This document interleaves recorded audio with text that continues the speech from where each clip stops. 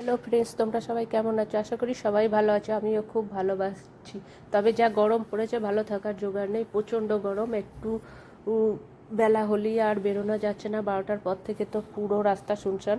যাই হোক, তোমরা সবাই ভালো থেকো, গরমে একটু কেয়ার নিও, নিজের খেয়াল রেখো। আজ তোমাদেরকে দেখো একটা চপ বানানো দেখাচ্ছি। যদিও অনেকে হয়তো জানো, তবুও আমি আমার মতো করে আমি বানালাম। কেমন হয়েছে তোমরা একটু জানিও। দেখো, প্রথমে আলুটা আর সোয়াবিনটাকে সেদ্ধ করে নিয়েছি। সেদ্ধ করার পরে সোয়াবিনের জলটা ঝরিয়ে নিয়েছি।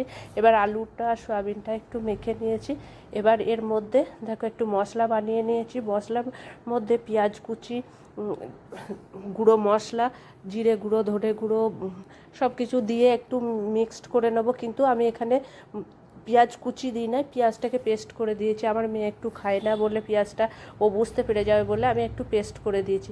দিয়ে দেখো সমস্ত কিছু কড়াইয়ে তেল দিয়ে আমি ওইটাকে একটু মিক্সড করে নেবো, টাইট করে নেবো। আর টাইট করার জন্য একটু ছোলা ছাতু দিয়েছি। তোমাদের ঘরে ছাতু না থাকলে বেসনও দিতে পারো। আমি একটু ছাতু দিয়ে, লবণ দিয়ে, যেমন আন্দাজ মতো হলুদ, লঙ্কা গুঁড়ো দিয়ে, সব কিছু দিয়ে ভালো করে পেস্টটা বানিয়ে নেবো এবং টাইট করে মেখে নেবো, মানে যাতে চপটা বানাতে সুবিধা হয় সেরকম করে। দেখো আমি ভালো করে টাইট করে নিচ্ছি। করে নেওয়ার পরে গোল গোল করে, এটা একটু ঠান্ডা হলে গোল গোল করে পাকিয়ে নিতে হবে চপের আকারে। আর একদিকে দেখো ময়দার গোলা বানিয়ে রেখেছি। ওর মধ্যে একটু ওর লঙ্কা গুঁড়ো দিয়েছি, একটু লবণ দিয়েছি, দিয়ে ভালো করে গোলাটা বানিয়ে রেখে দিয়েছি। তোমরা যেমন লঙ্কা গুঁড়ো খাবে, যেমন ঝাল খাবে, সেরকম অনুযায়ী করে নিও। এবার দেখো ওই গোলাটার মধ্যে ওই গোল গোল করে চপের আকারে বানিয়ে রেখে ওইগুলো ডোবাবো। ডোবানোর পরে আমি এটা ব্রেড গ্রামের ডোবাবো। তারপরে আবার একবার ওই ময়দা গোলাটায় ডুবিয়ে আবার একবার ইয়েটায়, মানে ব্রেড গ্রামটায় করে রাখবো। ব্রেড গ্রামটা দিয়ে আবার লেপটিয়ে রাখবো, যাতে ওটা ভালো করে মানে ফ্রাই হয় আর খুব মুচমুচে হয়। এইভাবে সমস্তগুলো আমি বানিয়ে নিয়েছি, একটা প্লেটের মধ্যে রেখে দিয়েছি।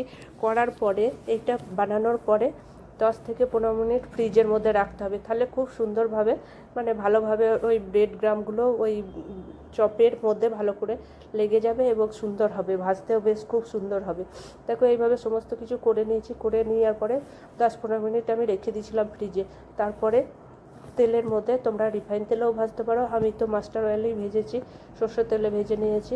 একটা একটা করে লাল করে ভেজে নেবে। এবার তারপরে তোমরা যাতে খুশি কাসুন্দি সস যা খুশি দিয়ে পরিবেশন করতে পারে। দারুণ খেতে হয়, টেস্টি। তোমরা একবার প্লিজ বানিয়ে করে খেয়ে দেখো। আর ভালো লাগলে প্লিজ আমাকে একটু মেসেজ করে জানিও। আর যদি তোমাদের এই রেসিপিটা ভালো লাগে, আমার ভালো লাগে, তাহলে তোমরা প্লিজ একটু পারলে, যদি ইউটিউব থেকে দেখো তাহলে সাবস্ক্রাইব করে দিও। আর যদি ফেসবুক বা অন্য কোথাও থেকে দেখো তাহলে ফলো করে নিও, যদি ভালো লাগে। না হলে কোনো জবরদস্তি নেই।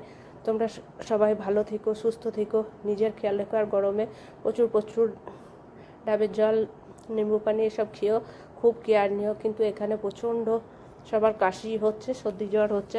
তোমরা তাই সাবধান থেকো। কেমন লাগলো একটু জানিও। আবার আসবো নেক্সট ভিডিও নিয়ে। ততক্ষণের জন্য টাটা, বাই বাই। সবাই ভালো থেকো।